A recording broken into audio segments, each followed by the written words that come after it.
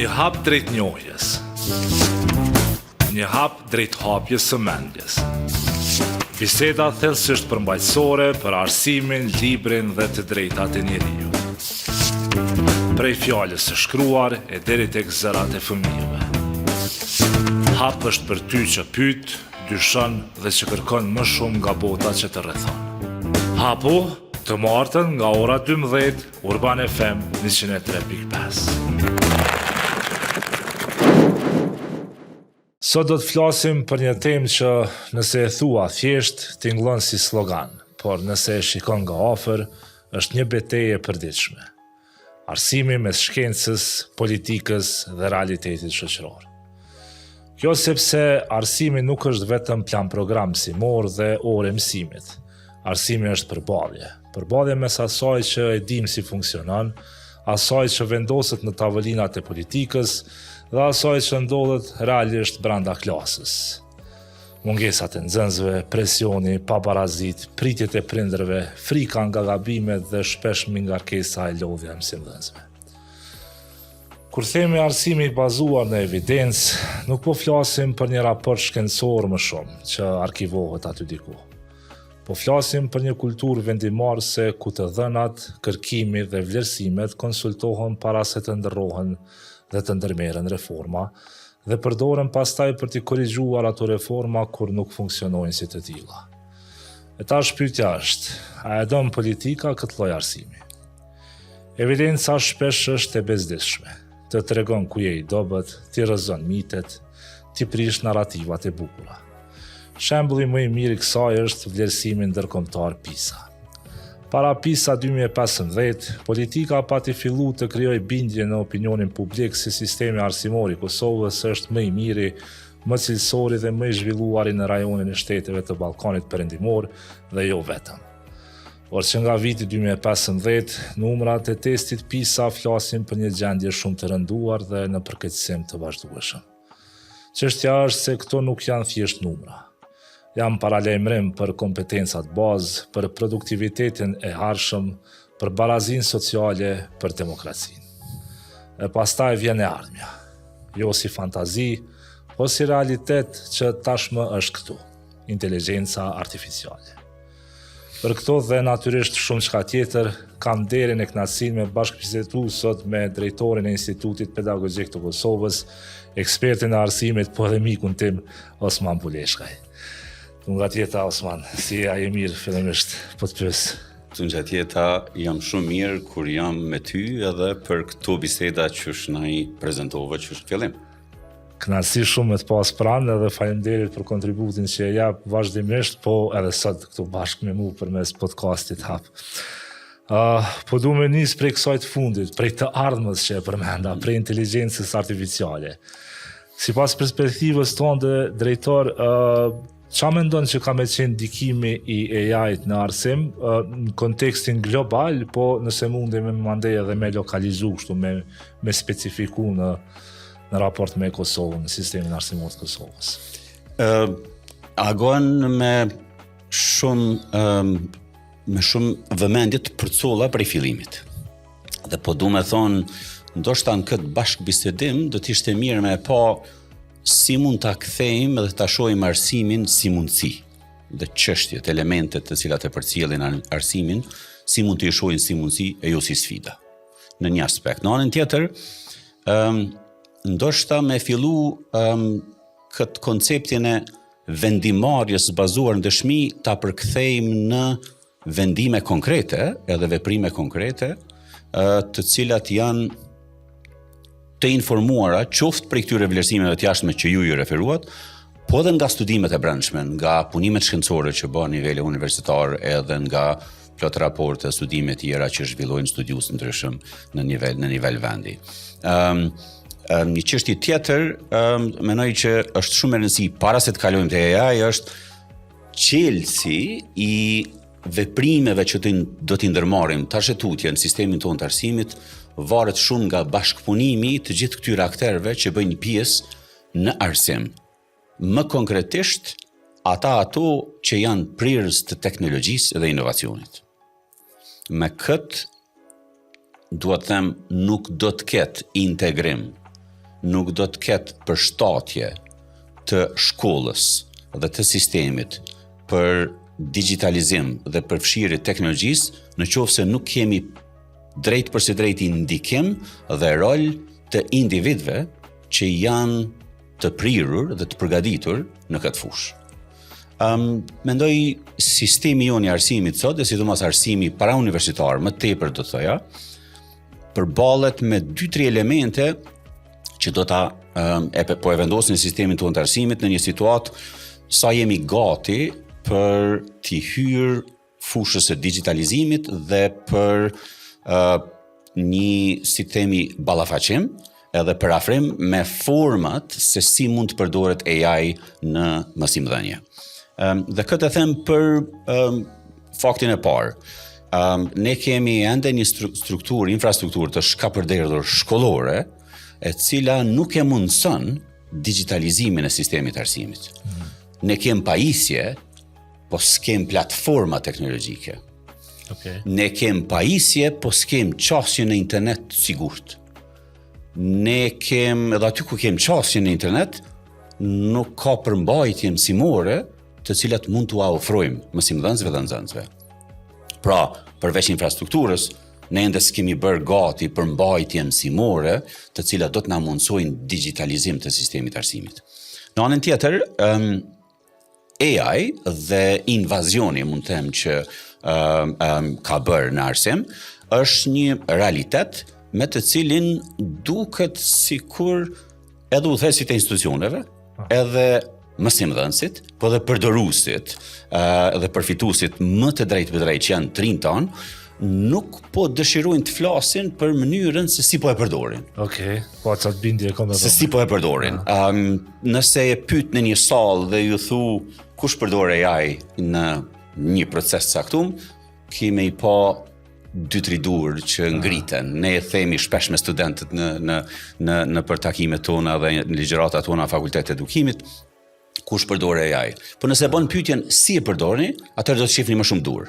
Okay. Dhe mendoj që fokusi do duhet ishte qysh në programet që përgatisin mësimdhënës, në institucionet që ofrojnë programe trajnimi për mësimdhënësit që janë në proces mësimor, organizatat, institucionet publike dhe private që kanë kapacitet dhe kanë resurset në mbështesin sistemin arsimit, të fillojmë një bashkëbisedim si duhet dhe mund të përdoret AI mençur si mjet pedagogjik.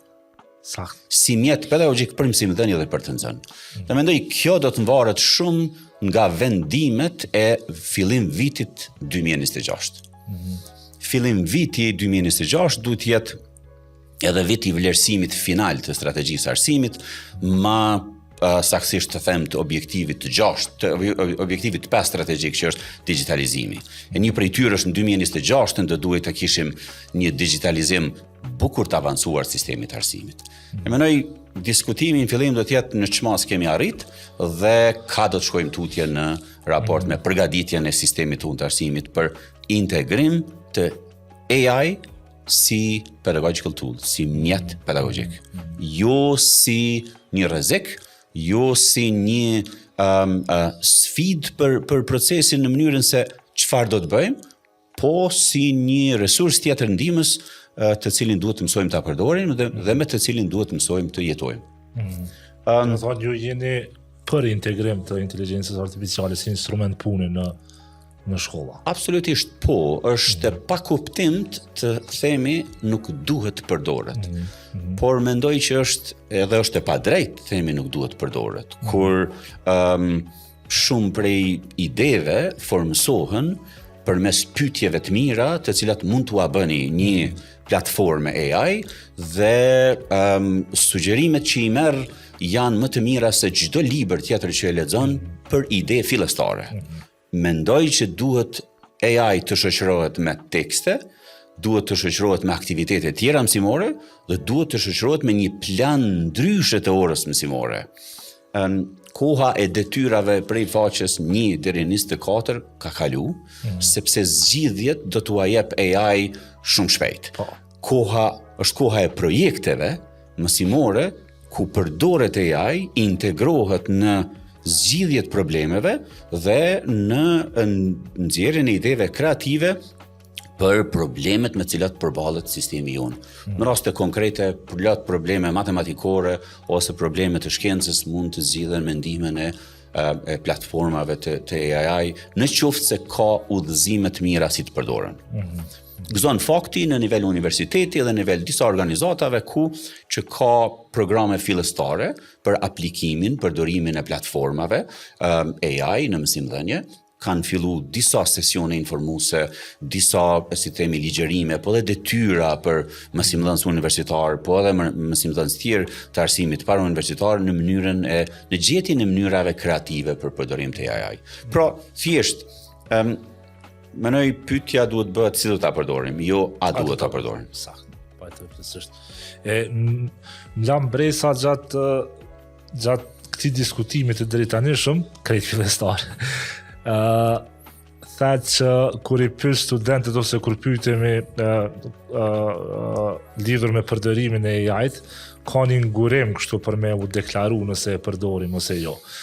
A mendon që ka një frikë ndaj gjykimit që mundet me u bë për shembull studenti për shkak të mungesës pikërisht të qytyne farë udhëzimeve ose doracakëve që e kishin në një farë forme e kishin legjitimuar mënyrën e përdorimit korrekt, etik. Agon të marrim një shembull, u japim studentëve ose edhe pjesëmarrësve në trajnimet tona, seminare me mësimdhënës në forma të ndryshme, u bën pyetje dhe ju jap kohë që të përgjigjen. Dhe në qoftë se nuk i përcjell, sigurisht që do të provojnë forma të ndryshme të gjejnë informatë diku. Dhe përdorimi i AI është një prej atyre formave. Tani, nëse detyra përfundon me përgjigjen me shkrem, atëherë normalisht që ndikimi edhe përmbajtja ka rrezik të jetë e huazuar përmes AI.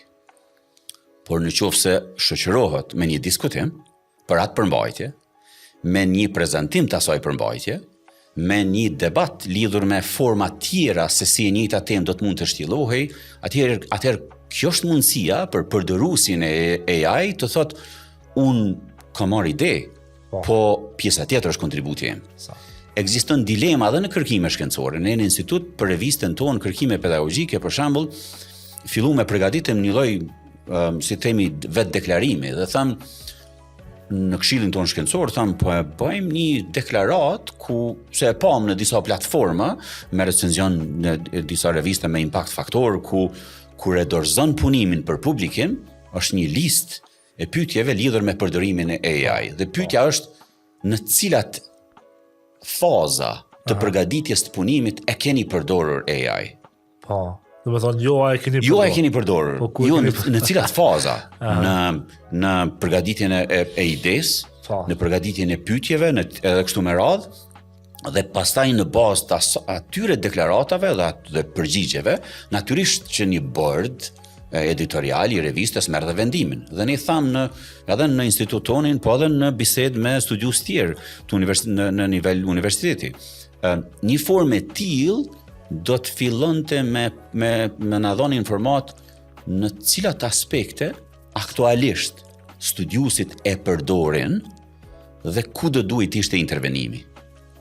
Nga jashtë, në kuptim nëse shumica e atyre, si themi, rasteve janë ku përdoret AI në metodologjinë e ulëmtimit, ose në shfletim literature, ose në përmbledhje diskutime, atëherë intervenimi do duhet ishte pikërisht në ato, sepse i evidenton mangësitë që i ka studiuesi, mësimdhënësi, nxënësi, në raport me pyetjet që e bën AI. Pra duhet të jetë një kombinim i pyetjeve që i bëhen AI me pyetjet që duhet i shoqëroj mësimdhënësi, studiuesi ose edhe ligjëruesi në universitet për të mbështetur këta individ në mënyrën se si do të përdoret AI. Po me fjalë tjera në nivel të themi universiteteve në Kosovë dhe instituteve, unë nuk kam dëgjuar që ka një vendim të qartë, një politikë rregullore të qartë, që e precizon format, mënyrat e përdorimit apo mos përdorimit të AI, dhe mendoj që është shumë e nevojshme dhe është e domosdoshme. A duhet kjo më ardhë prej nivelit qendror drejtor në kuptimin e asaj që tash e dim plani strategjik ka hyrë fuqi pikërisht në vitin kur edhe fillu më publiku këtu platformat në vitin 2022. Ju duke qenë pak më afër këtyre grupeve punuese, a keni na informat, a ka pas ndaj diskutim ose ndaj iniciativë që me e ridizajnu objektivin strategjik për digitalizim për me integru AI-n aty, apo ka mbetë si e tillë deri tani? Edhe nëse është kështu, a mendon që duhet me u marrë tash në strategjinë e re ministria me dalë me një qendrim? Pe pranojmë ose s'pe pranojmë, dhe nëse pranojmë cila ka me qenë mënyra e përdorimit saj, për të gjitha nivelet po besoj të arsimit, jo veç për arsimin e lartë.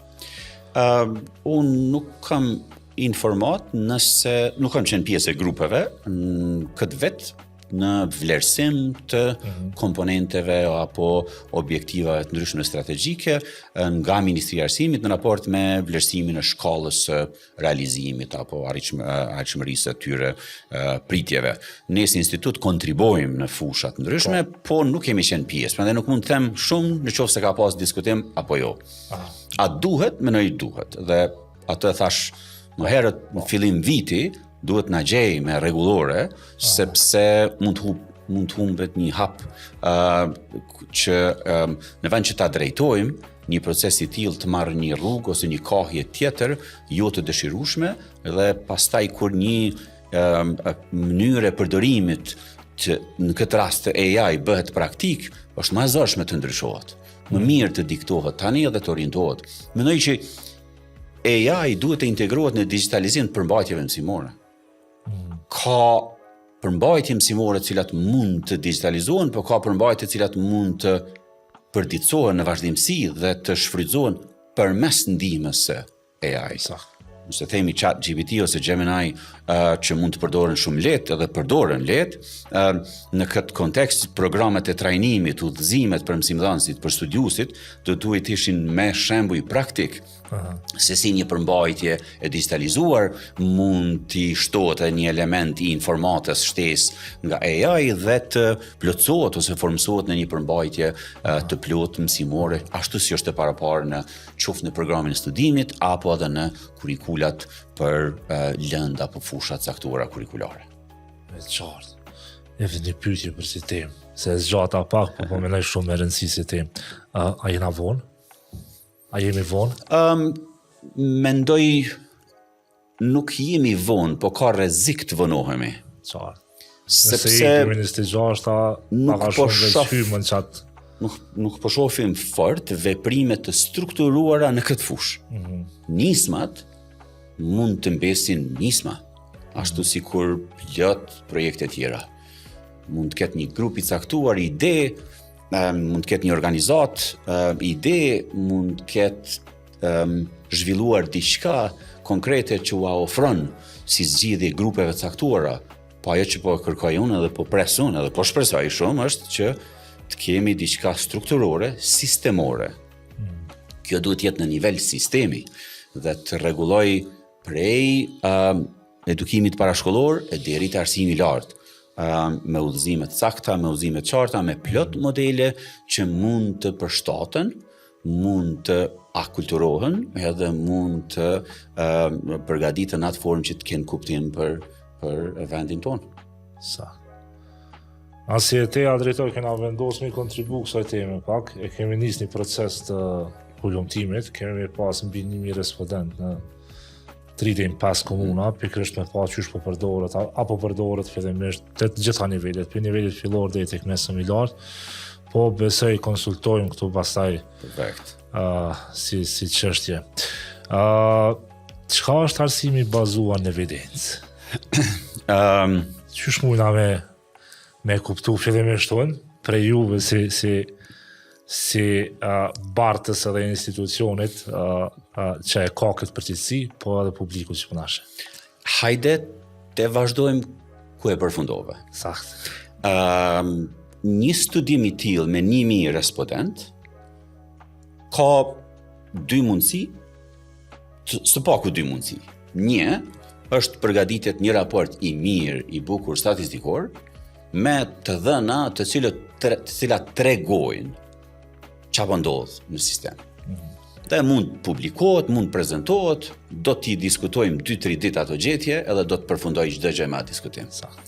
Po e ka edhe një mundësi tjetër, që të dhënat e tilla të shndrohen në nisma, në projekte, të ndikojnë në vendimarrje, të ndikojnë në përgatitjen e kësaj rregullorës që diskutuam edhe filluam pak më herët bisedën tonë.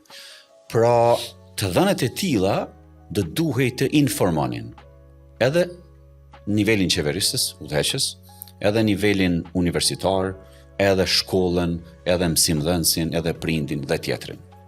Dhe nëse të dhënat e tilla ofrojnë përmbajtje dhe dëshmi për mënyrën se si një praktik aplikohet, atëherë piknisja për politikat e reja duhet të ishte kjo bazë të dhënave që ju e siguroni përmes një studimi të tillë. Pra vendimarrja e bazuar në evidencë është vendimet që ne do t'i merrnim, duke u bazuar në këtë studim dhe studime tjera, të cilat saktësisht na tregojnë për praktikën aktuale. Pra, vendimarrja e bazuar në dëshmi ose në evidencë nuk është raport statistikor.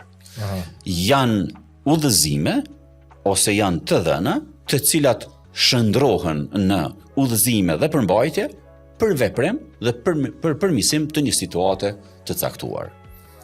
Në qoftë se shikojmë çfarë ndodh në nivel shkolle, kur me drejtorët e shkollave bisedojmë dhe me ekipet në bazë në shkollë, bisedojmë për ciklin e sigurimit të cilësisë në shkollë, ne e përdorim një farë sistemi 4 hapësh. Dhe themi 4 hapësh. Dhe themi fillimisht hajde të planifikojmë çfarë do të veprojmë në shkollën tonë dhe pse. Okay. Hapi i dytë thot hajde ta provojmë. Hajde të zbatojmë atë çfarë po themi se duhet ta bëjmë. Pastaj I themi grupit uluni dhe vlerësoni progresin që arritet. Çfarë ndodhi pas mbajtjes së 5 trajnimeve, pas shfrytëzimit të 5 librave të leximit, pas këtij programi sa atij programi, dhe në fund I kthehemi planit dhe një herë dhe themi hajde ta përmirësojmë dhe ta ridizajnojmë. Pra, planifikim I bazuar në evidencë do të thotë plan, veprim, provë, vlerësim dhe përmirësim. Ne duket sikur e bëjmë vetëm të parën dhe dytën. Dhe ndalemi aty. Dhe në këtë ciklin e planifikimit në nivel sistemi, zakonisht planifikojmë mirë, duket shumë mirë dhe fillojmë veprimin. Kur në aspekti I monitorimit vazhdueshëm, mbledhjes dhënave, informimit të kësaj politike, vlerësimit të saj dhe përmirësimi janë elementet, janë mangësi në sistemin tonë, në përgjithësi në sistemin tonë arsimor. Pra në përgjithësi një politik e bazuar në të dhëna do thotë një lokalizim I atyre evidencave, atyre dëshmive dhe një përkthim I tyre në veprime konkrete, po të bazuar në një përvojë, në një provë të caktuar. Më thoni cikli plot I arsimit ose veprimeve mbi bazën e evidenca është kur bëhet edhe vlerësimi, po pastaj edhe përmirësimi që hapi I 3 dhe I 4. Çajo përmbushit që ciklin që do duhej me dhe rikthimi në hapin e parë. Ke plani. Po. Çdo dokument joni strategjik e parashef një proces të tillë. Po edhe njësoj edhe atë shembullin që e përmena me planin zhvillimor shkollës ose planin zhvillimor të komunës. Është cikli vjetor I rishikimit që do duhej të dhënat e mbledhura nga përvoja një vjeçare të përkthehen në aktivitete të reja, në aktivitete të rishikuara, apo edhe në eliminim të disa aktiviteteve që është mendu në vitin 2022, po nuk janë relevante për vitin 2026, për shembull. Po, sa. Sikur tema më herët.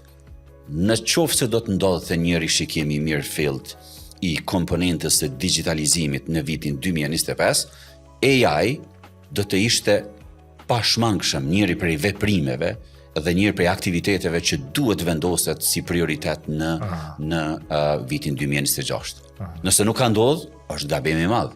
Prandaj po them është rreziku i vonesës në këtë aspekt. Pra, në qoftë se të dhënat e një studimi, në literaturë gjejmë fjalën përullësi, përullje institucionale, qoftë se të dhënat nga një studim na tregojnë që ajo politika e mirë në letër nuk gjen zbatim, nuk është dështim. Ne duhet institucioni duhet nuk funksionon. Absolutisht, institucioni duhet të pajtohet me faktin dhe ta bëjë rishikimin e asaj politike. Është dëmtim i madh politik në qoftë i politikës arsimit po flas, në qoftë se vazhdon me këmbgulje dhe kryeneqësi tendencën me zbatuni diçka e cila është e pazbatueshme. Sepse duket e mirë në Eksakt, se duket e mirë në letër. Dhe kjo kulturë është e re, mendoj te ne. Është e re. Është e re për faktin se ende nuk gjen zbatim. Në çfarë niveli në fakt? A ka hiç, a ka fillu? Pas parasysh të paktën unë po nis nga prej perspektivës time, fakti që ekziston një institut ku ju jeni drejtor, institucionet qeverisë se do duhemi u pas referencë të vazhdueshme. Tash unë e di që ju risht azë e keni marrë këtë detyrë, edhe unë jam shumë i gëzuar që ka pak institucione në Kosovë që kanë bardhë të paktën për mendimin tim, ashtu që e meritojnë, një prej tyre është Instituti Pedagogjik i Kosovës. Pse na mungon që kjo nëse i kena kapacitetet, nëse i kena institucionet, i kena njerëz, pse mungon që ky vullnet i politikës për me ndërmarrë si veprime, se në fund ditës që ato veprime kanë potencë me sjellë rezultate të duhura, nëse kanë bazën shkencore, është në interesin edhe tyre në fund ditës. E para, falenderoj për fjalët, po mendoj që koha na sjell në pozita, në vendet caktuara duket momente kanjëherë jo fort dëshirueshme, kanjëherë edhe qëllimshme. Ne ishim brenda institutit dhe patëm mundësinë me zgjedh drejtorin edhe e zgjedhëm drejtorin. Mendoj në raport me punën që bëjnë institutet dhe mandatin që kanë është informimi i politikës. Dhe mendoj në këtë ciklin e politikbërjes dhe zbatimit politikave ekziston një tendencë që veprimet tona ose për veprimet, për planet, për politikat tona vetëm të marrim informata, po ju të veprojmë në bazë të informatave. Me fjalë tjera, studimet e institutit dhe plot institucioneve tjera si instituti apo edhe universitetet ofrojnë dëshmi për një situatë të caktuar, për një fenomen të caktuar në shkollë. Dhe roli, mandati i këtyre institucione përfundon aty. Ofron rekomandimin. Po vendimarrja pastaj është në nivelit qendror.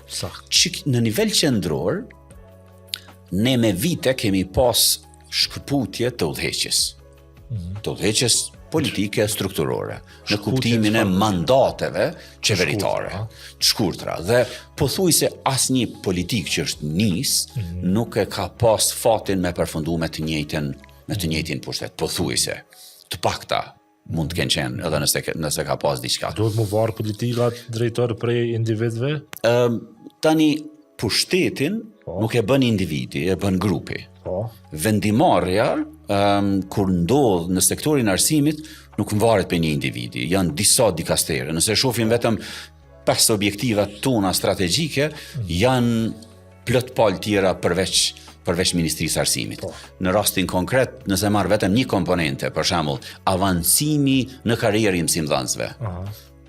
Faktor kryesor është edhe bartës kryesor.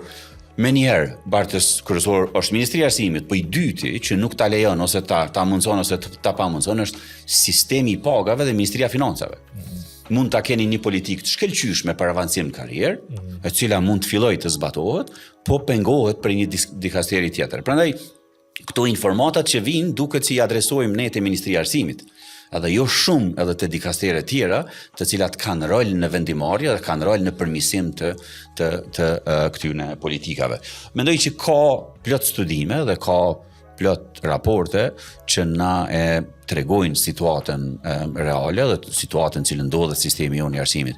Mendoj po mungon një guxim është kohë e keqe tash edhe në këtë farë kohë me thonë 2-3 ditë para zgjedhjeve, po në çdo pushtet po mungon një farë guximi politik me i marrë disa veprime të cilat janë të mira për sistemin, po mund të dëmtojnë individ caktuar. Dhe duket sikur individët të cilët nuk janë nxënësit, për çka dhe kemi sistemin e arsimit. Arsimi dhe shkolla ekziston dhe funksionon për më ofru mësimdhënie të mirë edhe mësim të mirë. Dhe duket sikur për shkak të kostos që mund të kenë politika të caktuara, nuk ka dhe veprime. Është një përshtypje ime. Dhe shpesh herë sistemi dëmtohet nga këto mos veprime. Ne kemi shembuj këtë ditë, përmenden numra të mësimdhënësve të cilët potencialisht do ta humbin vendin e punës në komuna të caktuara. Ajo është me kosto. Dhe mendoj informatat e tilla dhe veprimet e tilla janë veprimet gabuara, sepse nuk mund ta fajsosh individin që sot ka në një situatë kur të dhënat të tregojnë me vite se mësimdhënësit ton po mbesin pa normë të mësimdhënies. Kur e din këtë dhe nuk vepron asgjë në nivel qendror, në një politikë mbështetëse, përcjellëse për çata mësimdhënës, atëherë po do të vim situatën ku dikujt do t'i themi shkon në shtëpi, dhe kjo është vetëm për faktin se në nivel qendror nuk ka politika të mirëfillta të cilat fatkeqësisht kishin do ta kishin përmirësu sistemin, po nuk po e përmirësojnë. A mundet me qenë edhe një arsye tjetër drejtor fakti që rezultatet ose që ato benefitet e një reforme në sistemin arsimor dojnë ma shumë kohë, dojnë ma shumë se sa një mandat qeveritar? Ajo është një, po mbaret prej projekteve, prej politikave. Reformë kurikulare është normalisht që shkon përtej një mandati. Reforma në qoftë se prej vitit 2012 ne çdo vit i humbim nga 10.000 fëmijë, 10.000 nxënës në sistemin e arsimit para universitar. Çfarë dhënë tjetër na duhet në nivel sistemi? E këtu përfshihet i gjithë mekanizmi, jo vetëm Ministria e Arsimit.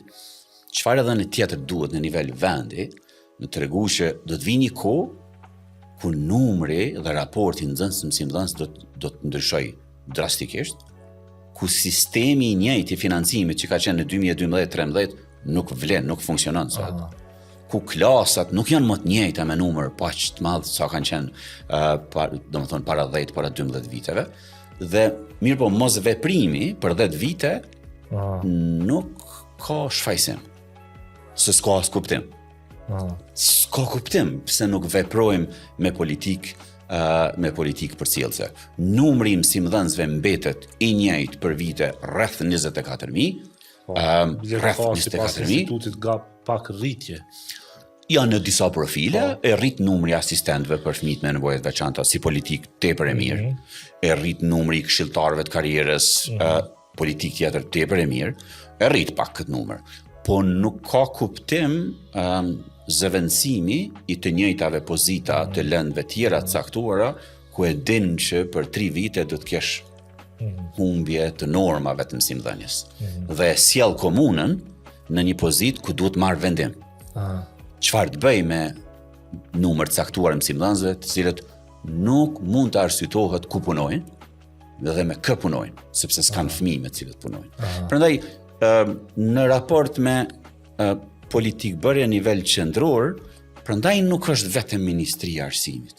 Do duhet kemi politikë për pensionim të hershëm. Do duhet kemi pensionim parakohshëm. Do duhet kemi politikë për lirim nga detyra të individëve pjesërisht me pagë, të cilët mund ende të kontribuojnë pak, po kanë orientime tjera në karrierë.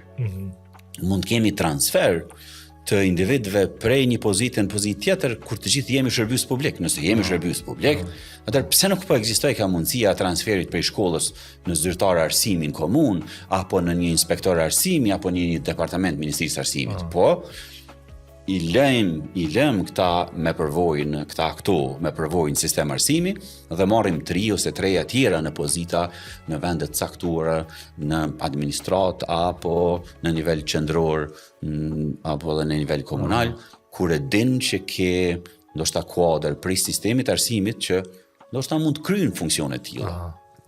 Si inspektor të arsimit, si zyrtar të arsimit në komunë, zyrtar të arsimit në nivel të ministrisë arsimit, pse jo.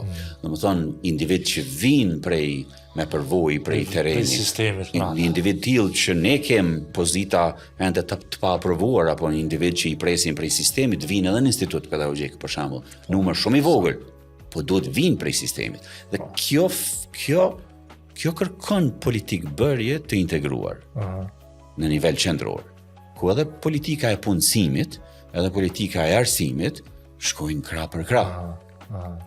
Vërtet. Ja, mundet drejtor, e dim çfarë procesit të decentralizimit kemi pas për pakës statisarit e tutje, a është për shembull për këtu që po thoni ju, që janë ide të mira, me u bo pengesë që ky rivaliteti mes nivelit qendror dhe nivelit lokal, apo mundet nivelit qendror me politika nacionale me mbyll këtë farë procesi, me definu. Se e dim që drejtoritë e arsimit kanë, që me thonë, kompetenca goxha të madhe, sidomos për arsimin parauniversitar.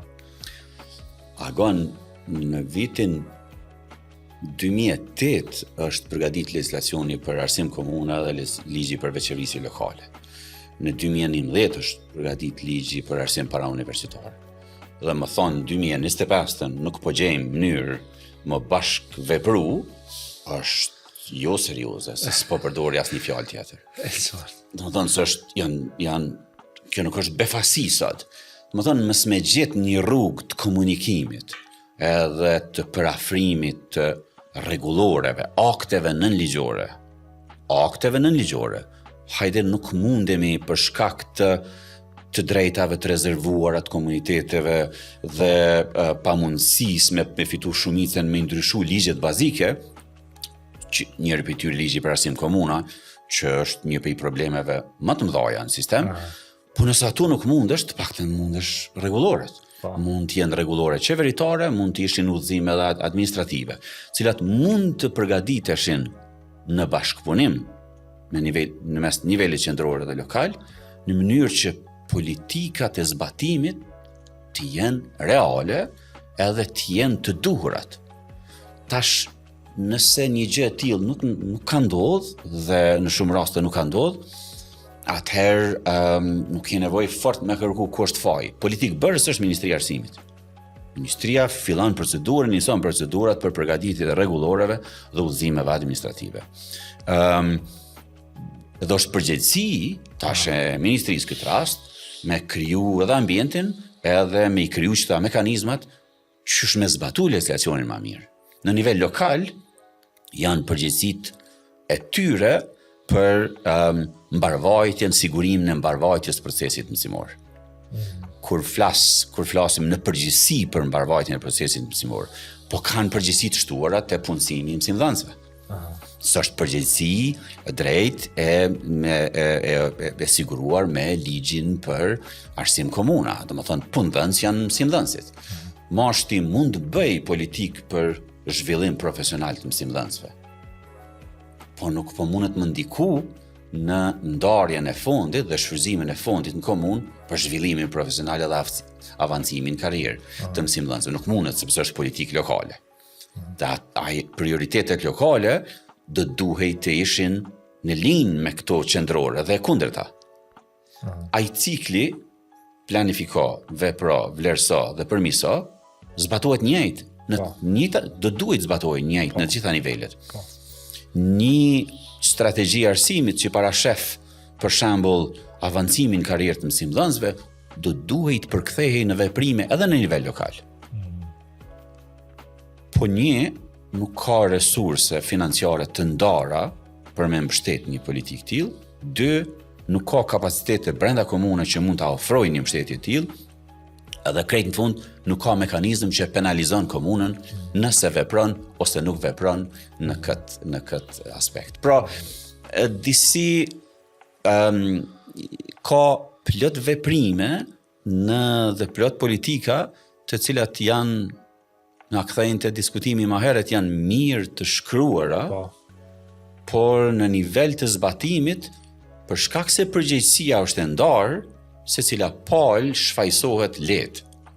Unë e kam përgatit mirë, tjetri unë nuk kam resurse ta zbatoj këtë politikë kaq mirë. Dhe diskutimi përfundon atë. Fatkeqësisht. Drejtor, e përmendëm edhe sot gjatë diskutimit të deri tani shumë goxha shpesh, po edhe është një prej temave që kur flitet për arsimin, pashmangshëm flitet edhe për testin PISA. I dim pak a shumë, po besoj tash edhe opinionit paktën deri në vitin 2022 i din këto rezultatet, po ka edhe një diskutim kështu që her pas here e dëgjoj mbi besueshmërinë e këtyre rezultateve. A konsideroni ju si njës edhe ekspert i fushës që testi PISA na e tregon të vërtetën e gjendjes së arsimit, sistemit arsimor në Kosovë? E para, unë jam një prej individëve që fuqishëm besoj në këto studime. Janë të vetmet studime, jo teste, janë të vetmet studime që na ofrojnë të dhëna të sakta për sistemin e arsimit. Edhe të dhënat më të besueshme për sistemin e arsimit, jo vetëm ne, po ndërkombëtarisht. Dhe ne kemi vlerësimet e brendshme, po mekanizmi vetëm i krahasimit me studime tjera dhe dhëna tjera për ne janë studimet si PISA, TIMSS, PIRLS, ku marrin pjesë fëmijët tonë. Dhe ky diskutimit e ne pas çdo cikli të vlerësimeve, pas çdo cikli të raporteve që dalin studimeve në rastin konkret PISA, zgjat 3-4 ditë, zgjat një javë, edhe mandej mund të përmendet në një kohë fushate, po nuk ka veprime në pas asnjë raporti PISA që mund të themi ja ku janë 12 veprime konkrete, 25 veprime. 1-2 zakonisht ndodh, po jo ndryshime ose veprime që ja rregullojnë sistemin. PISA tregon për cilësinë e sistemit të arsimit. PISA nuk tregon vetëm një arritje të e dini shumë mirë, nuk po du me spjegu këtë. Po të dhënat që ofrohen në studimin PISA të tregojnë për të gjitha investimet që bën në sistemin e arsimit në një shtet caktuar, në bazë të raporteve edhe të dhënave që ne si shtet vetë i ofrojmë. Prandaj, kur ne shohim që ka lidhshmëri ose nuk ka në mes të edukimit hershëm dhe arsimit fillor, ose suksesit fëmijëve në testin PISA, atëherë pse nuk veprohet në sigurimin e përfshirjes së fëmijëve në edukimin e hershëm. Një formë. Tjetra, kur ka lidhje direkte në mes të numrit të librave, librave, lektyrave shkollore, të cilat fëmijët kanë qasje në shtëpi dhe në shkollë, kur ka lidhje direkte me rezultatin, atëherë pse nuk veprohet. Dhe vetëm konkretisht në 2 raste nuk arsyetohet mos veprimi. Ajo çfarë po ndodhet te ne është ne nuk veprojmë pas asnjë studimi të jashtëm. Prandaj hub besimi dhe nuk trajtohen me seriozitet studimet e tilla. Dhe kjo e bën pastaj e cili është kuptimi i pjesëmarrjes në studime kur nuk ndërmerr hapa, nuk them 1-2 hapa, se intervenimi në 1-2 aktivitete nuk e përmirëson cilësinë e arsimit as rezultatet e nxënësve. Në anën tjetër, nivel qendror, thu edhe një prej arsyeve, mendoj është edhe një mungesë e kapaciteteve të mirëfillta për shfrytëzim të këtyre të dhënave dhe përkthim në politika të mirëfillta. Ne e kemi vetëm një zyre e cila, edhe pse quhet tash qendër për vlerësim, e ka 1-2 njerëz të cilët e bëjnë të pamundren me u organizu sa më mirë, qoftë në vlerësimet kombëtare, qoftë vlerësimet ndërkombëtare, po nuk mbështeten me asgjë tjetër, edhe as me njerëz, as me hapësirë tjetër për kthim të këtyre të dhënave në propozime për politikë bërësit. Pra ne marrim raportet, flasim për raportet. Dhe edhe këta njerëz, edhe ky grup, dhe këto kapacitete njerëzore të pakta në Kosovë që flasin, shkruajnë për këto studime, vetëm që mund ta bëjnë është të propozojnë ose të japin rekomandime për veprime. Po duket sikur të dhënat e tilla nuk çojnë fort peshë në nivelin qendror. Për shembull, numri i fëmijëve në shkollat ku klasat janë me 4-5 nxënës të në raport me fëmijët të cilët janë në klasat me mbi 30 nxënës, përqindja të ne është mbi 20% e shkollave janë me këtë numër kaq të vogël të fëmijëve. Pashmangshëm, kjo do të ndikojë në rezultate kur dikush studion, përgatitet në një klasë ku ka mbi 30 dhe dikush ku ka 3-4. Për faktin se dikush do të bëhet një individ studius, e dikush tjetër do të jetë një garues i mirë ose një person i cili do të mund gjendet në situata reale në një jetë. Kur e dim fokusin e këtyre studimeve, do duhet kishte veprime konkrete pastaj në përmirësim të sistemit të arsimit. Mundesh me ditë vetë në fushën për nga vjen sa është numri i lektyrave shkollore, e cila është siguru, cilat janë siguru pas testeve të tilla. Sa është rrit numri i programeve mbështetëse për mësimdhënës, të cilat e fuqizojnë lexim, shkrimin, mendimin kritik, matematikën, shkencën. Sa? Mundesh asnjë, do të thënë thjesht. Mundesh me ditë, mundesh me pa aktivitete organizuar. Absolutisht, mundesh me pa nivel universitar ose nivel të instituteve apo edhe institucioneve tjera përgjegjëse, cilat programe studimi për përgatitje të mësimdhënësve u ndryshun ose u përmirësuan për shkak se të dhënat po tregojnë se mësimdhënia ndoshta në disa aspekte nuk është e duhura. Si tjetra, sa shkolla u pajisen me infrastrukturën që i mungon pas këtyre studimeve. Pra problemi te ne është mos shfrytëzimi të dhënave dhe kjo sinqerisht nuk ka fort kuptim, sepse nuk ka dhëna më të besueshme për shkak të mënyrës se si studimi dhe raporti përgatitet që ne ose dikush në Kosovë do të mund të realizonte. Ka plot individ, një koleg, meq, të cilët janë kundër vlerësimeve tilla, po është i vetmi mekanizëm i krahasimit për ne për të parë ka po shkon sistemi jonë i arsimit. E vërtet. Mirë që e the, që të pjesë komendo, me bo sa ma shumë publike. Po du pak me dalë tash i përmende gjatë kësaj përgjigjes së fundit edhe testet e nivelit nacional, kombëtar. Përkatësisht testi arritshmërisë për klasët e 9-ta dhe test provimi maturës shtetërore për klasët e 12-ta, janë 2 praktika që realizohen që sa vite në Kosovë, aplikohen edhe vazhdojnë si të tilla. Çka është qëllimi i tyre? Tash ne përthon pak me cinizëm, po adem po du pak kështu në nivel kritike, pse mbahen këto dy teste? E para, mendoj që një praktikë e tillë, një sistem i tillë i vlerësimit i brendshëm në nivel kombëtar, janë 2 fazat më të rëndësishme në zhvillimin e trinjve tonë, të cilat ndodhin ndërkombëtarisht, e ndodhin edhe te ne. E dyta, testi i arritshmërisë në klasën e 9, fund klasës 9, është përfundimi i një cikli arsimi bazik përfundon në klasën e 9. Dhe qëllimi është, e para është orientimi në shkollimin e mesëm të lartë, orientimi, dhe e dyta është identifikimi i mangësive të nivelit bazik, të cilat duhet dhe mund potencialisht të plotësohen në arsimin e mesëm të lartë. Identifikimi tek personi, tek individet, tek të gjithë nxënësit që marrin pjesë në e te sistemi. Tash në nivel sistemi këto masin tash kur themi identifikimi, Kjo tregon nëse në përqindje të lartë performojnë ullët në gjuhë shqipe, atëherë intervenimi duhet të bëhej te mësimdhënia dhe materialet mësimore përcjellëse të gjuhës shqipe.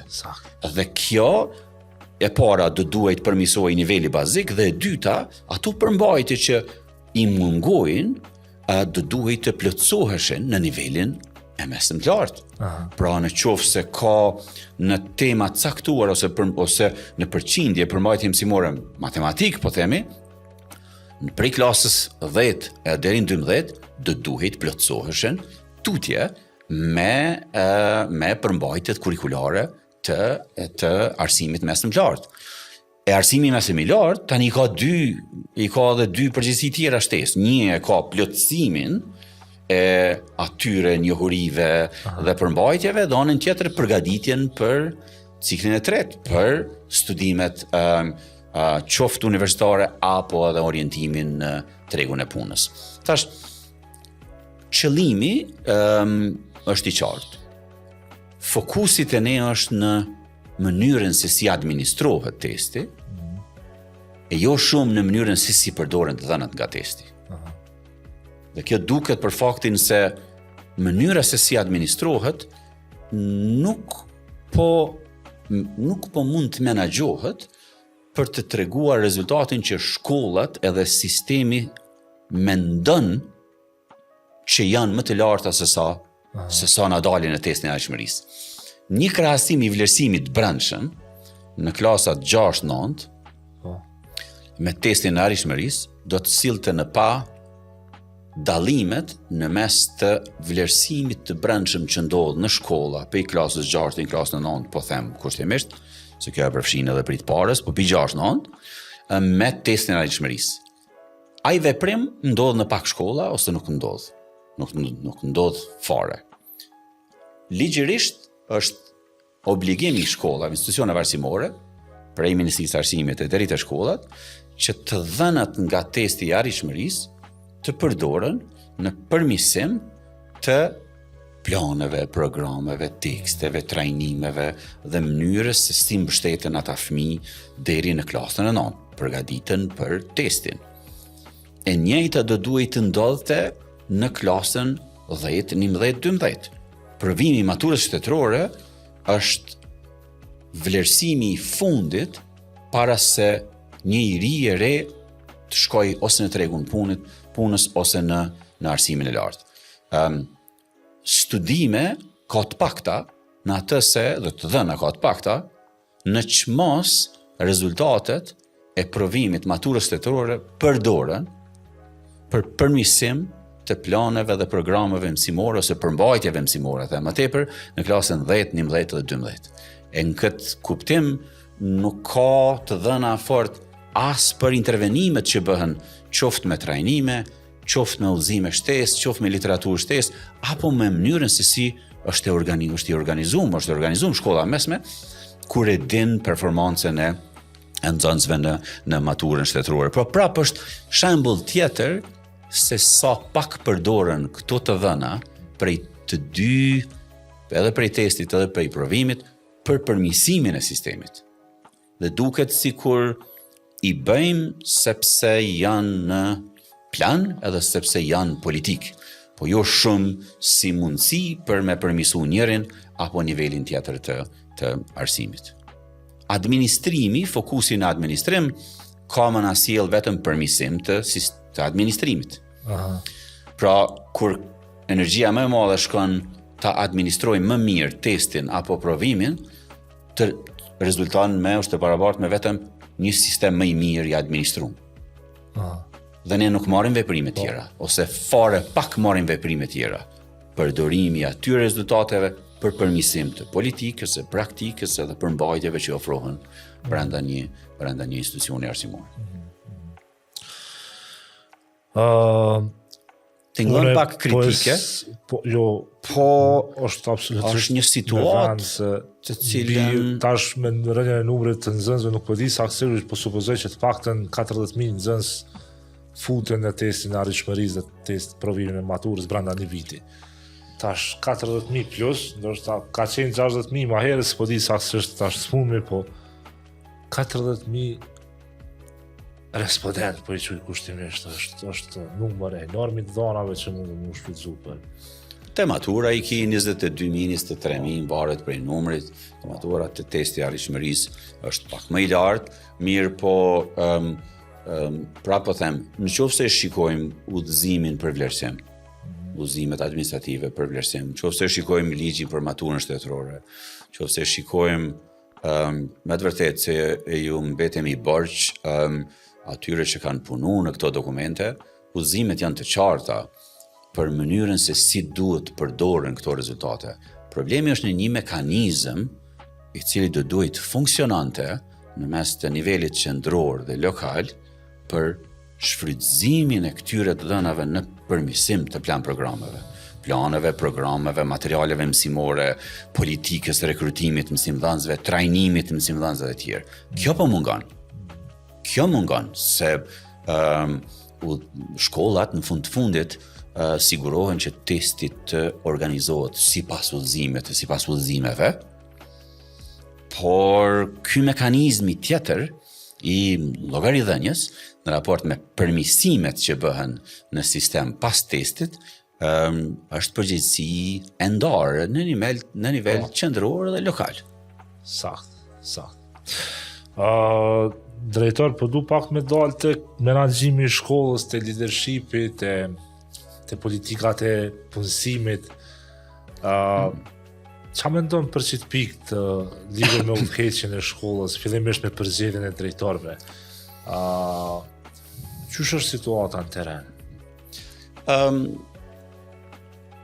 Pak më herët e përmendëm ligjin për arsim parauniversitar edhe ligjin për arsim komuna.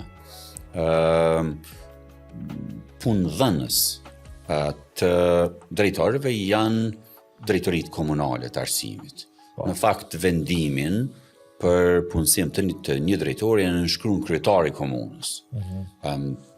Dihet me propozim dhe rekomandim nga komisioni I cili përbëhet nga një antar I mashtë, 2 antar nga drejtoria komunale e arsimit. Normalisht përmes një procedure të cilën për 2 minuta nuk muj me përshkru, por përmes një procedure bukur të detajuar të përzgjedhjes, prej shpalljes konkursit të deri te emrimi I një personi në pozitë udhëheqëse. Personalisht mendoj se e para, mendoj se drejtorët e shkollave sot shihen më shumë si administrues se sa lider të shkollës. A shihen edhe veprojnë ashtu? Shihen dhe veprojnë, se pritjet janë tilla mandej. Për shkak se kanë aq pak përgjegjësi në raport me mësimdhënien dhe udhëheqjen e procesit mësimor, saqë me të drejtë në shumë raste janë administrues të shkollës. Kjo për faktin se nuk kanë përgjegjësi në përzgjedhjen e stafit mësimdhënës. Nuk kanë përgjegjësi në diferencimin, dallimin në mes të mësimdhënësve që performojnë mirë edhe mësimdhënësve që nuk performojnë aq mirë. Nuk kanë mundësi të ndikojnë në këtë proces fare.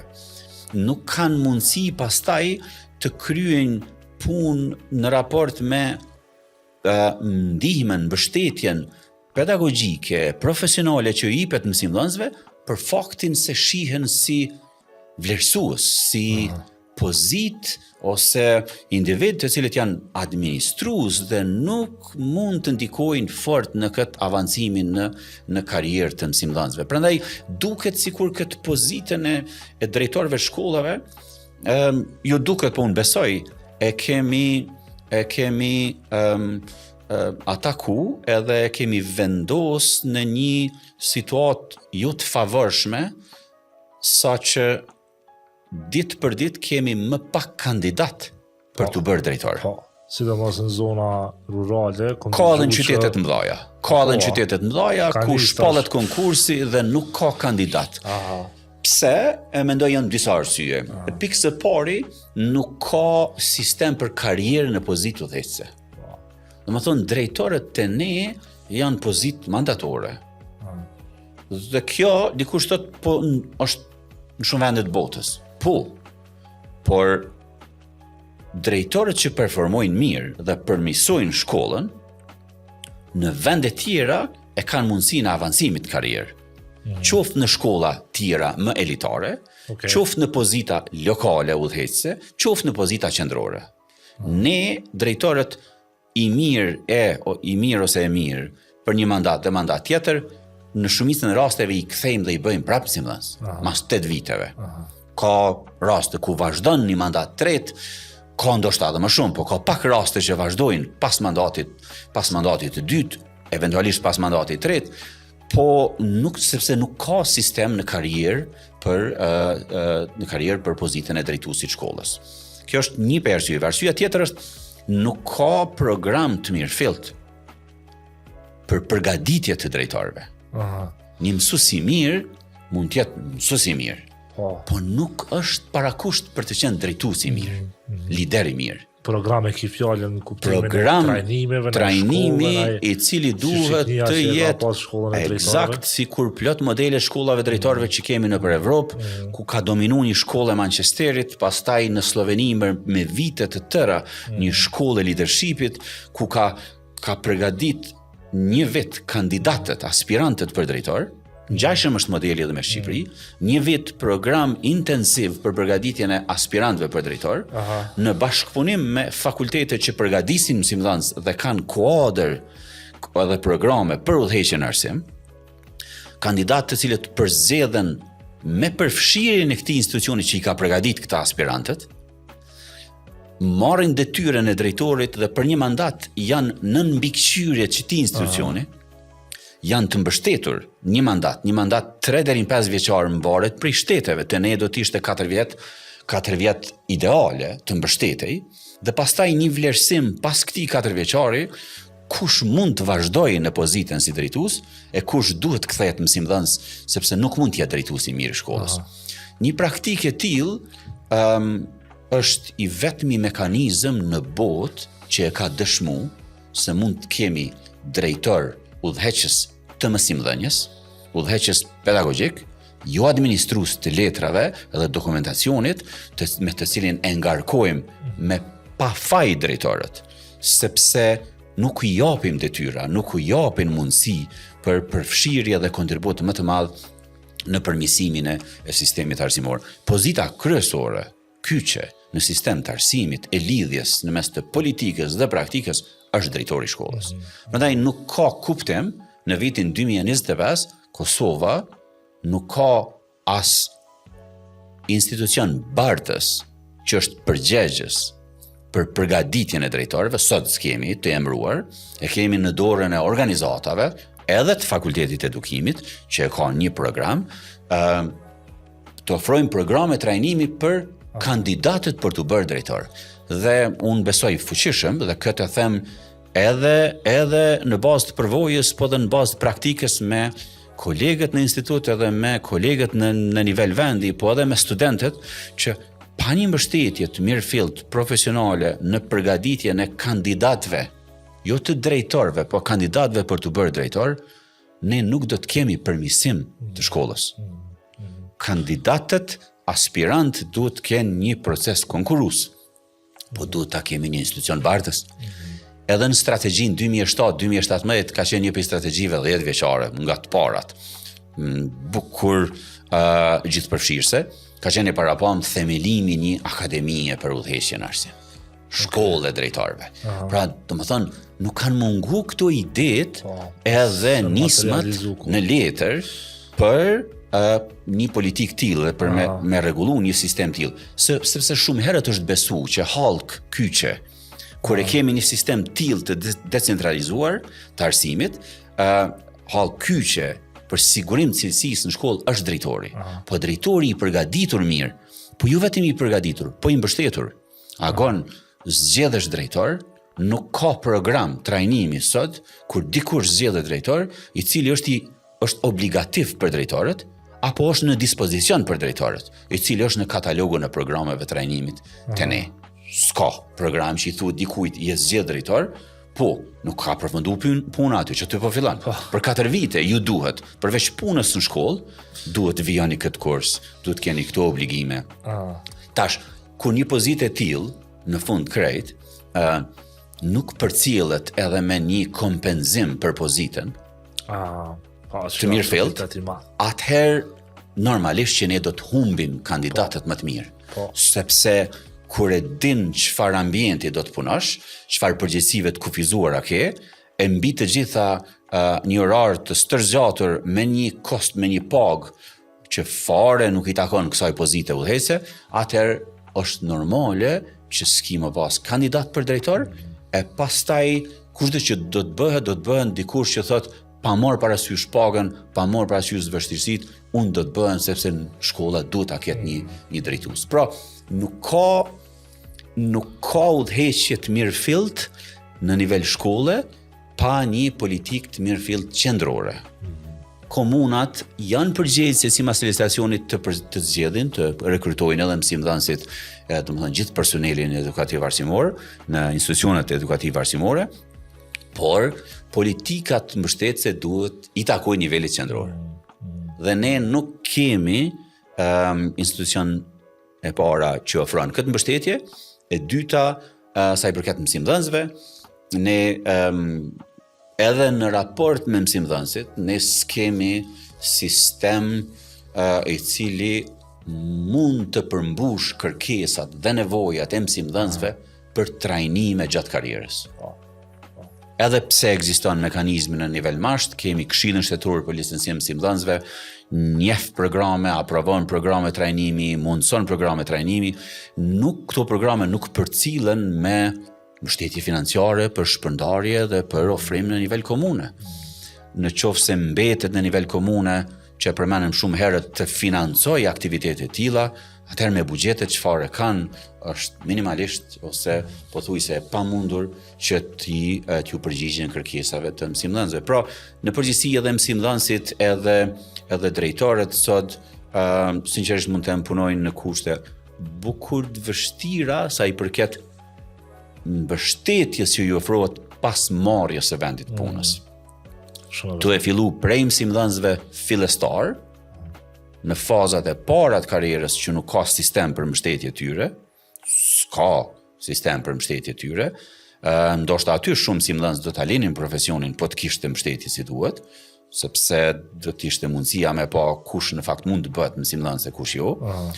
Pastaj gjatë fazave të karrierës, kjo pamundësia me u avancu me programe të mirëfillta, të cilat mund të jenë edhe në dispozicion në katalog, po nuk mund të ofrohen për shkak të mungesës së një financimi, qoftë nivel qendror, qoftë nivel lokal. Dhe prapë me përsërit veten, me një autonomi kaq të kufizuar të drejtorëve për veprim në nivel shkolle, gjithnjë më shumë kam frikë do të humbim kandidat të mirëfillt, cilët mund të bëhen drejtor, mund të bëhen udhëheqës shkolle, mund të bëhen udhëheqës pedagogik, mund të bëhen udhëheqës të nxënit. E shkollat progresive, shkollat e së ardhmes kanë udhëheqës pedagogjik, kanë udhëheqës të mësimdhënies, nuk kanë administrues. E ne nuk kemi politikë të qartë edhe të saktë për krijimin e këtij kuadri që do të jetë udhëheqës pedagogjik, që do të jetë udhëheqësi të nxënit, që do të bëhen mbështetës të mësimdhënësve dhe të mësimdhënies. Krahas kësaj që po e kuptoj unë, nuk mund ta prit cilësi të mirë të arsimit pa drejtor të mirë.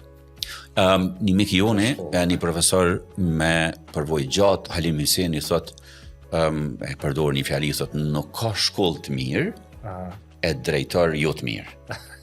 Edhe nuk ka shkollë jo të mirë me drejtor të mirë. S'ka, ai përdor fjalë tjetër, po unë po e zbus pak fjalën.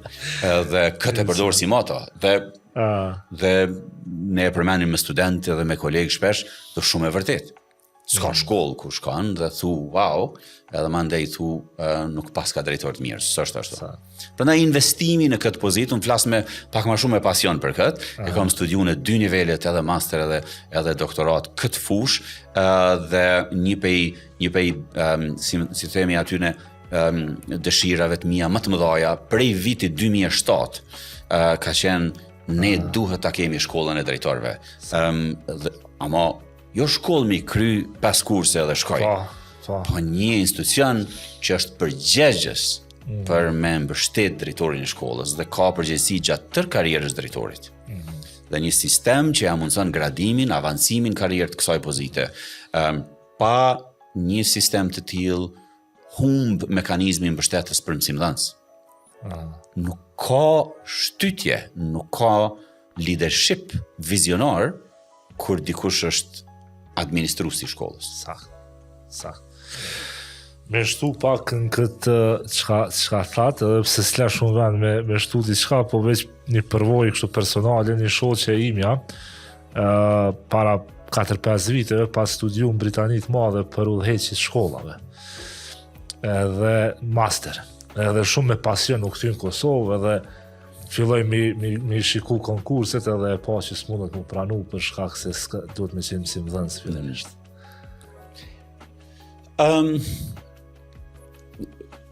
Tani, kur vjen prej kontekstit anglez, ka pas një periudhë në Angli mungesë të drejtuesve shkollave.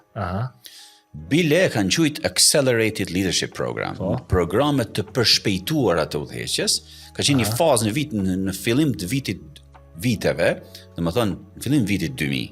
Ka pas një periudhë ku ka pas mungesë të drejtorëve për faktin se ka qenë pozitë shumë e favorshme, sikur që jemi ne në rastin sot. Dhe shteti i bari 2 politika. Një ka qenë një farë accelerated program, një program i përshpejtuar për individ që mund vinë për i profileve jo arsimore të bëhen drejtor, për të plotësuar pozitën vakante.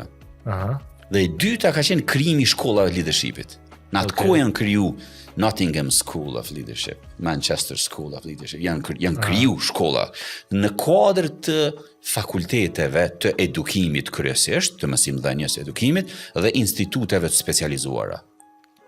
Dhe kur këto institucione, të di që janë fakultete, kanë ofruar edhe programe trajnimi, programe për përgatitjen, domethënë të drejtorëve, dhe në master ka pas individ që kanë ardhur prej fushës jo mësimdhënies, do janë bëu udhëheqës dhe kanë përfunduar programin. Në atë kontekst politikave në Angli, unë për faktin që një pjesë studime i kam përfunduar në Kanada, është e natyrshme që dikush të vijë për një fushë tjetër, është e pritshme që dikush mund të vijë për një fushë tjetër jo arsimore në programin e udhëheqjes në arsim dhe pastaj të bëhet drejtor. Po bëhet në kontekstin ku ka një drejtor dhe ka një ose dy zëvendës drejtor. Tash në kontekstin anglez, ki drejtor, ki zëvendës drejtor dhe ki asistent, ndihmës drejtor. I pari, ose e para, është drejtori, lideri, e dy të tjerët janë edhe mësimdhënës edhe udhëheqës. Të tani në këtë kombinim, mund të ketë pashmangshëm individ cilët mund të bëhen drejtor, edhe nëse nuk vinë prej sektorit arsimit, sepse brenda institucionit kanë një ose dy ndihmës tjerë që janë mbulojnë këtë komponente. A ju e konsideroni me peshë këtë? Në Kosovë, kur nuk kemi sistem të mirë fillt të përgatitjes së kandidatëve për drejtor, është me rrezik, nuk po them është e pamundshme, është me rrezik, me sjell dikë prej jo arsimi në pozitë udhëheqëse në shkollë. Kur e din detyrat dhe përgjegjësitë që ka drejtori sot. Kur e din cilat janë detyrat dhe përgjegjësitë që ka drejtori sot. Kur drejtori nuk është menaxher financiar. Sepse çfarë buxheti ka, një petty cash të vogël, të cilin s'ka nevojë as plan me bë, sepse janë dhe shpenzime të vogla që nuk janë mbulon as një kurrë shpenzime ose nevojat e shkollës. Në vende ku ka mungesë të kandidatëve, ka kësi politika dhe kolegja juaj sigurisht është një prej atyre rasteve që e ka studiu, ndoshta në një kontekst tjetër, po këtu në raste të tilla mund të bëhet drejtor në profilet e shkollave profesionale. Të cilat në disa raste janë jo arsimore, sepse shkollë e mjekësisë dhe ose shkollë një drejtimi tjetër, shkollë profesionale, që do të mund të bëhej drejtor ose në këtë rast drejtoreshe një institucioni. Në nivelin fillor nuk ka shumë praktika që unë i di në vende tjera, pa një program të mirëfillt përgatitor për pozitën udhëheqëse. Dhe këtë nuk e nënkuptoj master. Programi për përgatitje drejtorëve është program i trajnimit në vend pune. Po. Unë e ti jem mësimdhënës. Qasë mentoruse vazhdueshme. Eksakt, unë e ti jemi mësimdhënës dhe për një vit jemi vijus të programit aspirant për drejtor, kandidat për drejtor. Kjo mund të jetë vetëm një përvojë mirë një vjeçare, se ne nuk e kalojmë, Po. ose mund të përzgjedhemi dhe bëhemi drejtor shkolle. Po anën tjetër, kjo ju mungon dhe për këtë në legjislacion ton duhet dikush një individ të jetë pjesë e sistemit, pjesë domethënë e mësimdhënies për të bërë udhëheqës.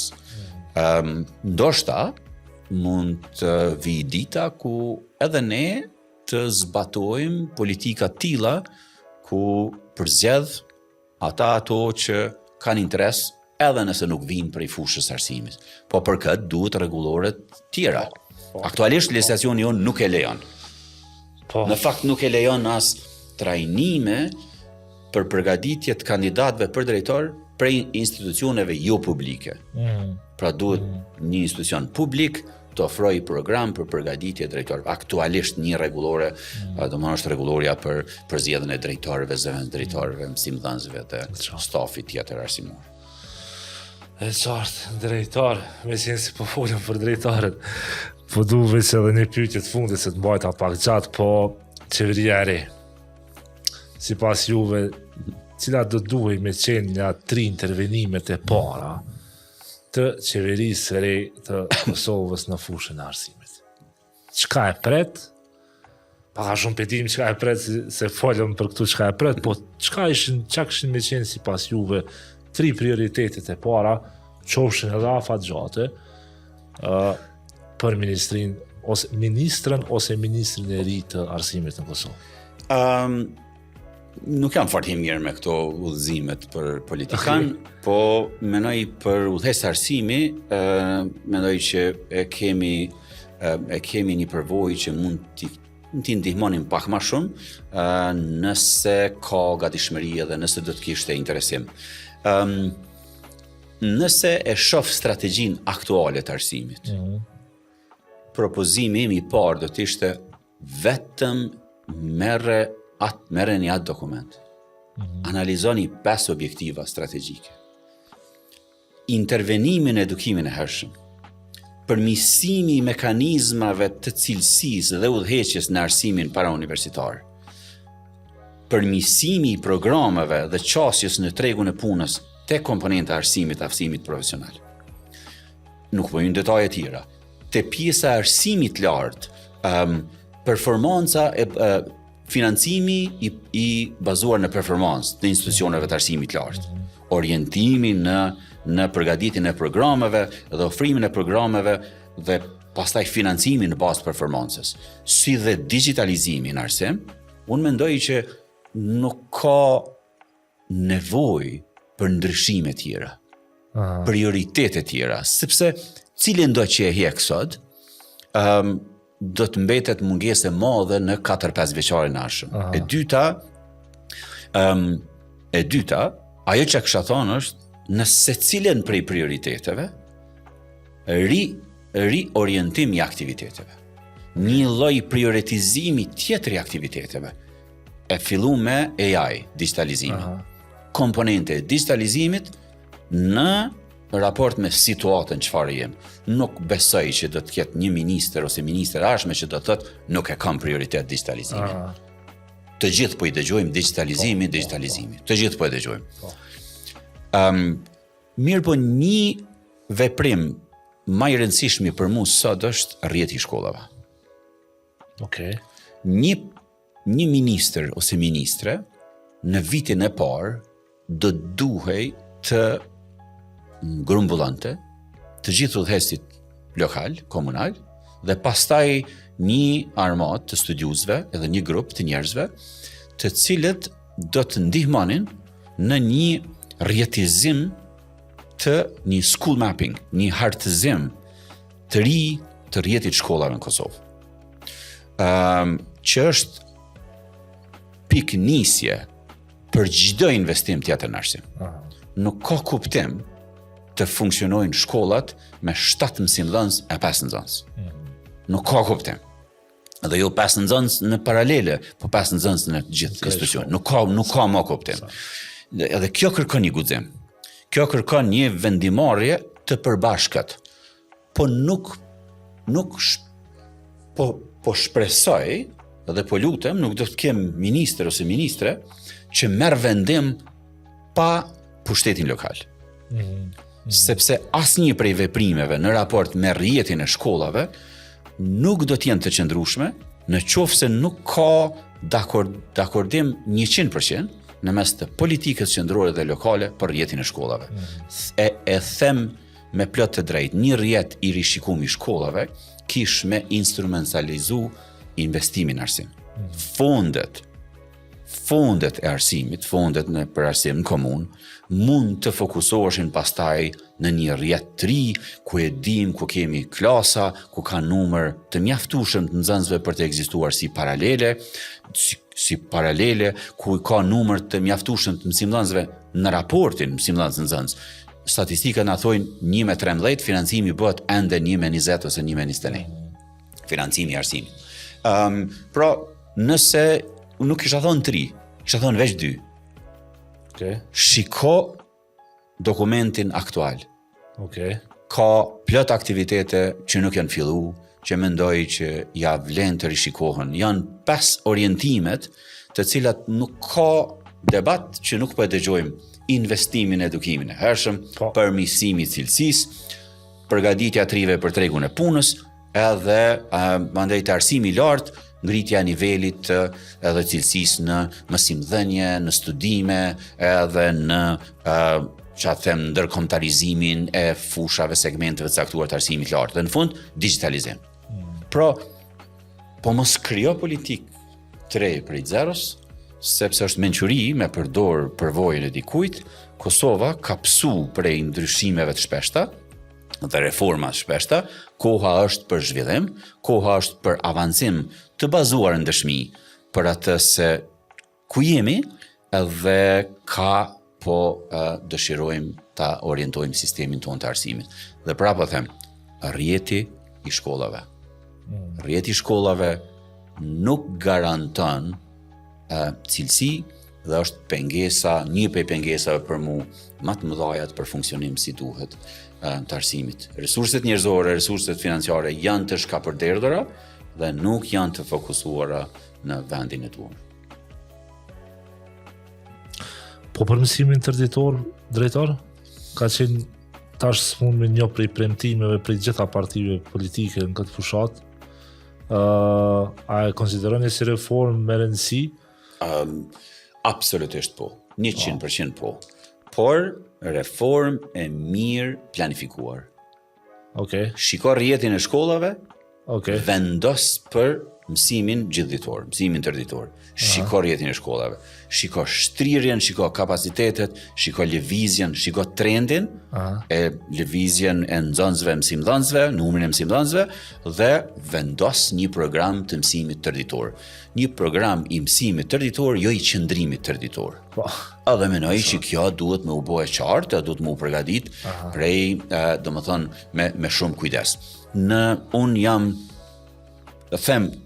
jam për një formë të tillë dhe e mbështes çdo komunë që kish me fillu, po jo si fushat, po e mirë planifikuar, e mirë menduar dhe me një konsensus të plot të gjithë akterëve në nivel shkolle.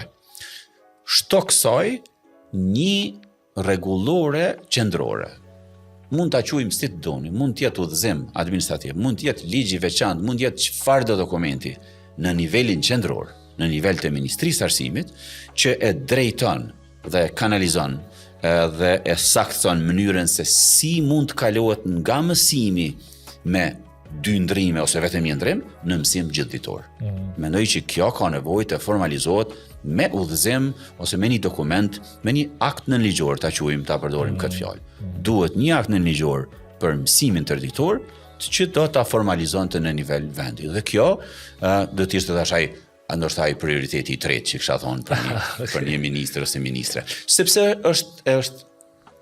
është një sikur AI që është realitet, edhe kërkesa dhe nevoja për mësim tërditor është kërkesë e kohës.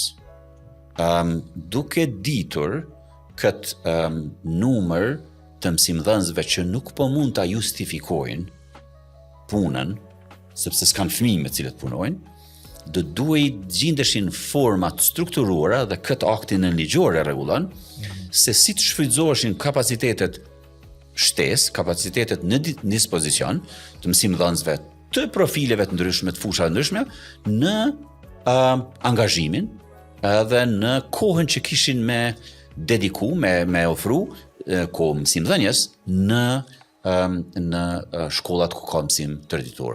Po jo të fillohet vetëm ad hoc. Mendoj që faza e dytë në Prishtinë, mendoj që ka qenë pak më e strukturuar. Është interesant me përcjell komunën e Kamenicës dhe çfarë po bëjnë. Kanë pas një proces bukur gjithëpërfshirës në raport me përgatitjen e planit për mësim gjithëditor. Të paktën vetëm e kam pas një dokument, ka qenë dokument në diskutim publik, ka pas debat publik për këtë. Kamenica po. Kjo nuk është e re, kjo në vitin 2014 ka fillun, kemi pas në shtime, për shembull, kemi pas shumë herët, dhe më thënë, ka nisma të tilla dhe ka plot komuna që dëshirojnë ta fillojnë. Mendoj që ky qoftë nëse e quajmë mësim orar të zgjatur, qoftë që e quajmë mësim tërditor ose mësim gjithditor, fare s'është rëndësishme si e quajmë. Ky koha mësimore edhe kualitative që duhet ta kalojnë fëmijët në shkollë, ka mundësi, e kem shansin ta ofrojnë me mësimin e zgjatur, mësimin tërditor. Por nëse nuk ka program kualitativ për me mbështet që të kohën kualitative, atëherë është më mirë mos të fillohet. Sepse mësimi gjithditor nuk nënkupton me rrit numrin e orëve mësimore të rregullta. E kjo ka rrezik të ndodh nëse është nën presionin e politikës, nëse është nën presionin e vetëm duhet fillojmë dhe s'ka tjetër. Mendoj që ka shumë potencial edhe ka hapësirë ka mundësi të përgatitet një udhëzim i qartë. Drejtor Osman, drejtor Bulesh, faleminderit shumë faleminderit për kontributin, për kohën. Ka qenë një prej epizodeve më të gjata, po besoj më domethënëse dhe më përballësore. Kolegu dhe miku Agon, du vetëm me ju përgëzu për këtë nismë edhe për këtë mënyrë se si i ke udhëheq disa prej podcast që unë i kom pa, dhe mendoj që kjo po na mungon. Edhe po na mungon të paktën mënyra e trajtimit të disa temave nga individ të profileve të ndryshme, dhe vetëm këtë formë mund të japin kontributin edhe të marrin pastaj përgjegjësi në raport me çka na takon neve dhe çka i takon secilit aktor në këtë kompleksitetin e sistemit arsimit. Shumë faleminderit edhe për mundësinë edhe për bisedën që e bënë. Kënaqësi, faleminderit shumë dashur miq. Kaq sa i përket këtij epizodi, jemi në epizodin e radhës në Urban FM 103.5 dhe në të gjitha platformat e rrjeteve sociale të Urban FM dhe organizatës e tjera. Mirupafshim.